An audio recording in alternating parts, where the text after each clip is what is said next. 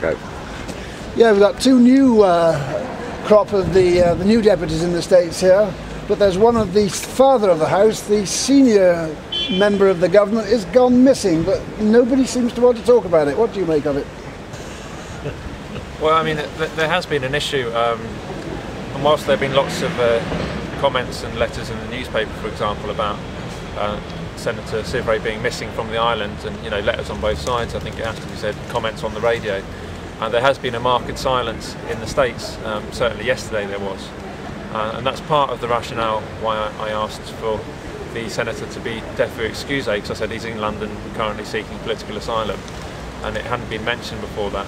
Without wanting to go into the rights and wrongs of that, I think it was at least important that it be aired, because it was becoming the elephant in the room.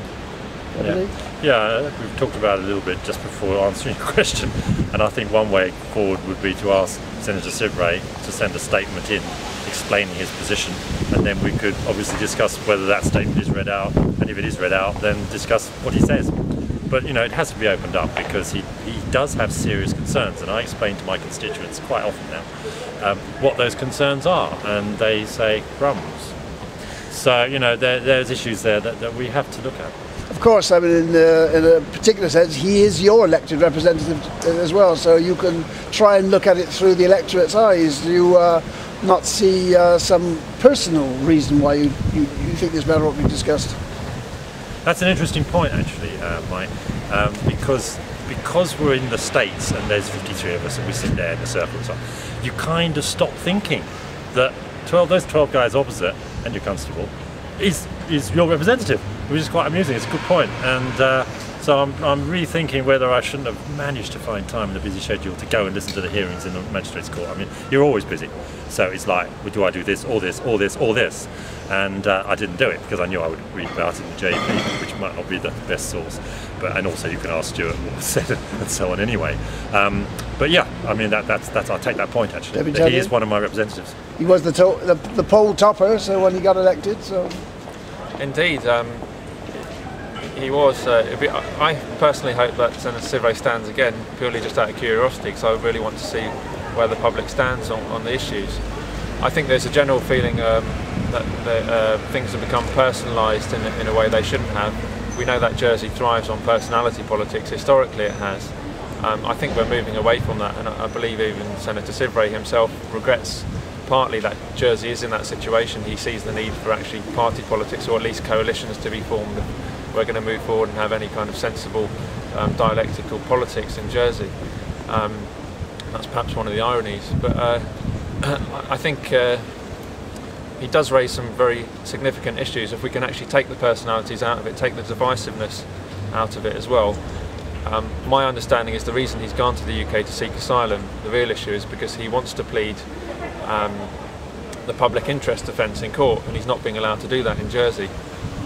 It seems to me it's only logical that that should always be a defence, in fact, for anyone, and it should be weighed up with of course, he is entitled to representation himself. I mean, he's not outside the system as you're entitled to representation, and there's at least 11 senators ought to be represented in, as you say, as constables. So don't you think he's being a bit let down, that people aren't coming out of the woodwork and saying this guy needs representation? Somebody ought to be intervening. I think, to be fair to politicians, we are in a slightly invidious position in the sense that there's almost something voyeuristic about it, because we know that we don't want to get too involved in one sense, because things are going on, court cases are involved. We know that there's potential sub judice here, and I know these are the usual excuses that are given, and it's also that there are personal issues here. So in one sense we feel like we want to step back until a time when we're asked to make a decision, and then we can do that maybe. So it's a lot of reasons not to do anything. Are there any reasons why you should do something? We've certainly got to have the debate, and Monty alluded to personality politics. I think it goes beyond that, it goes to polarisation. And again, historically, there's been a mantra, particularly for the establishment, that we're all in this together, we're all united. And I sometimes say that in the States, we're trying to get the best for everybody. But in fact, there are conflicts, and this is one of those. And it's not reconcilable. There are two sides in this. Do you believe the Lenny Harper, for the sake of argument, Lenny Harper, Stuart Syvret line on no longer, or do you believe the establishment, the Gradwell and line? And linked to that a whole host of other issues, like should Graham Power have been suspended, and so on and so on, and how was that handled? And they all track back to this fundamental division, and yet it's very hard to reconcile in a small island community. You don't actually want to have a parish or an island that's split straight down the middle, and that is sort of part of the reluctance. How about the Chief Minister? By virtue of the office of Chief Minister, he's got some degree of above everything. Shouldn't he be making a strong statement on this? Difficult in the light of what I've just said. You know, whatever he says, he'll then be seen to come down on one side or the other, and you come up against the sub judice thing as well. There's no way you can make a strong statement on this particular issue. So perhaps outside MPs intervening might be a useful way of dealing with it. This has been a historical problem in Jersey, hasn't it? It's all the polarisation which Daniel speaks about has been a theme in the past. You're either for Jersey or against Jersey. In this particular case, you either have confidence in the judiciary or you don't. And whilst the ins and outs of Stuart's in particular case about the driving licence, about data protection, could be seen as opportunism, and in some ways it may be, and probably it's also justified opportunism in one sense.